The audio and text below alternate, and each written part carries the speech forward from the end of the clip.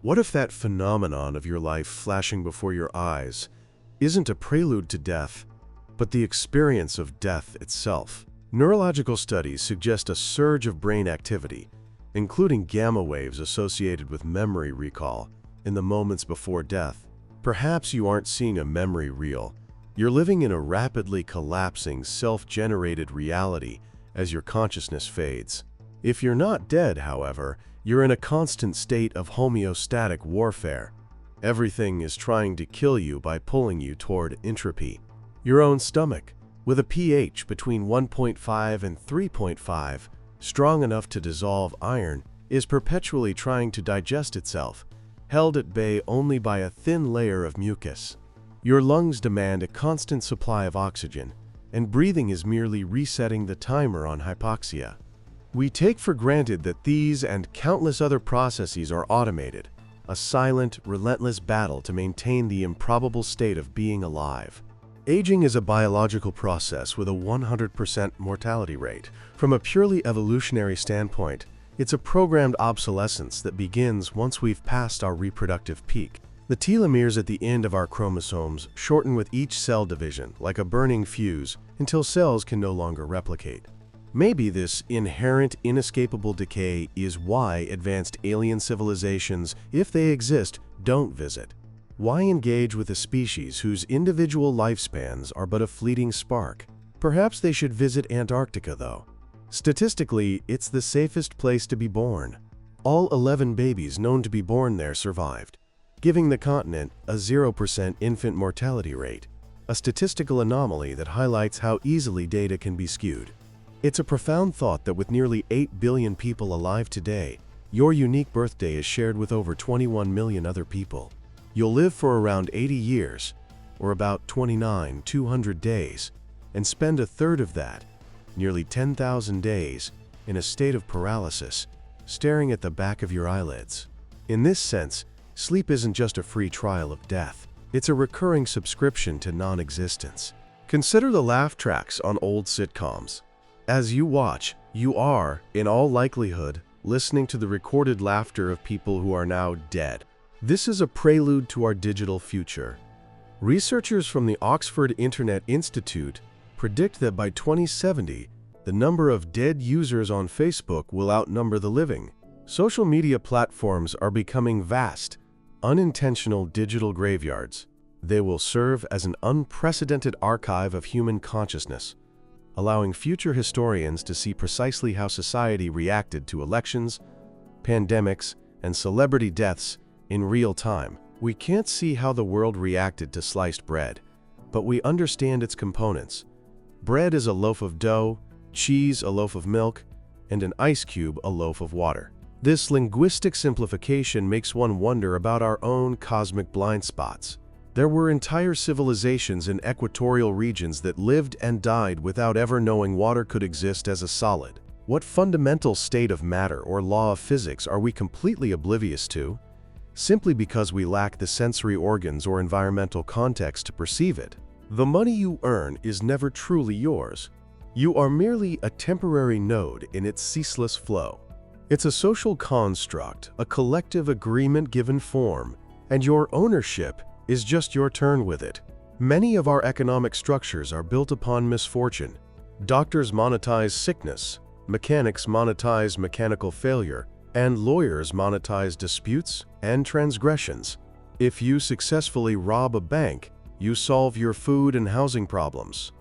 If you fail, you also solve your food and housing problems, just in a different institution. The irony extends to language itself. It takes more letters to spell short than long. The 5 E's in Mercedes-Benz are all pronounced differently. When you say the word forward, your lips physically move forward. When you say back, they retreat. The most dangerous part of a hurricane is the I, and coincidentally, the letter I is in the exact middle of the word. We are surrounded by these strange embedded patterns. Everyone contemplates where we go when we die, but the symmetrically crucial question is rarely asked.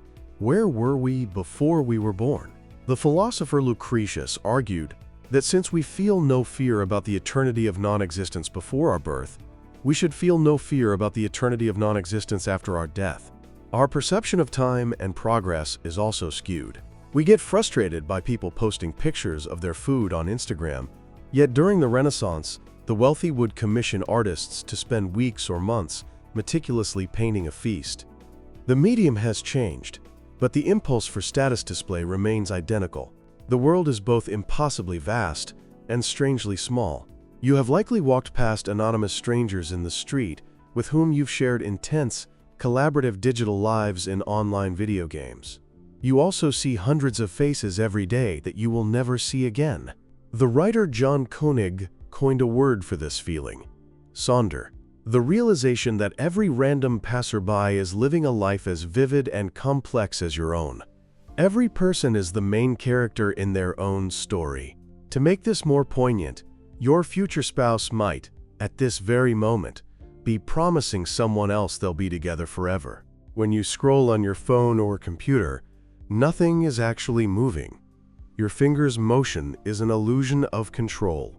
All that changes is the light pattern emitted by millions of pixels on a screen, tricking your brain into perceiving movement and depth where there is none. When your laptop overheats, it freezes. We exist in a sea of such gentle ironies. Eventually, as humanity becomes a multiplanetary species, Earth will become a necessary part of our mailing addresses. For now, you have seen more of the moon's surface with your naked eye than you will ever see of Earth's. Our relationship with our own bodies is peculiar. Brushing your teeth is the only time you consciously clean your own skeleton. Cleaning itself is just a redistribution of matter. You can't clean something without making something else dirty. We live inside these biological machines with hidden limitations. Try to hum while holding your nose shut. The physics of airflow makes it impossible. We exhibit strange contradictory behaviors. We are a species that cuts down trees, which are birdhouses, to build smaller, less efficient birdhouses. If you've ever clapped your hands, you haven't truly stopped. There's just an increasingly long pause between each clap. Our brains are masters of simulation. In your dreams, your mind can generate entire conversations and scenarios with people you've known for years, or even people you met for a fleeting moment, all feeling completely real. Yet, our collective consciousness has limits. It's thought that no human had ever dreamed of popcorn until it was discovered. Imagine the sheer confusion and terror of the first person whose corn kernels began to violently explode. Now, you are living in an era with access to more information than any of the estimated 108 billion humans who have ever lived. The entirety of humanity's accumulated knowledge is accessible on a device in your pocket. You can be more knowledgeable than Aristotle, Newton, and Da Vinci combined. But instead of parsing the secrets of the cosmos, you're here, contemplating these thoughts. And I'm flattered, really. But this is my shower. Please get out of my house before I call the cops.